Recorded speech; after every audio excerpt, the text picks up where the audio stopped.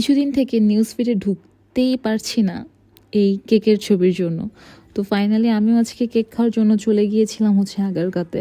তো দেখতেই পাচ্ছেন যে আগারগাঁও ওই ভাইরাল ভাইয়ার দোকানের সামনে কি পরিমাণে ভিড়। তো আমি ফার্স্টে সেখানে যাইনি, আমি ফার্স্টে নির্বাচন অফিসের সামনের কেকের স্টলগুলো দেখেছি। তো সেখান থেকে আমি ফার্স্টে এই আপুর কাছ থেকে কেক নিয়েছিলাম। এটা ছিল রসমালাই ফ্লেভারের কেক।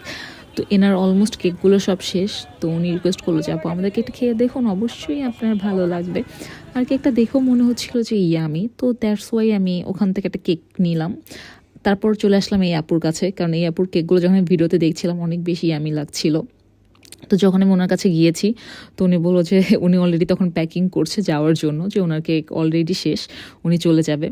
তো ঘোরাফেরার পর আমি চলে আসলাম এই ভাইরাল ভাইয়ের কাছে। তো এনার টোকেন নিয়ে দেন, কেক খেতে হবে। তো হিউজ প্যারা। আর অনেকে বলছে যে এনার থেকে অন্য কেকের যে স্টোরগুলো আছে ওদের কেকগুলো মজা। তো আমি পরে একটা চকলেট ফ্লেভারের কেক খেলাম, তো এটাও ভালো ছিল।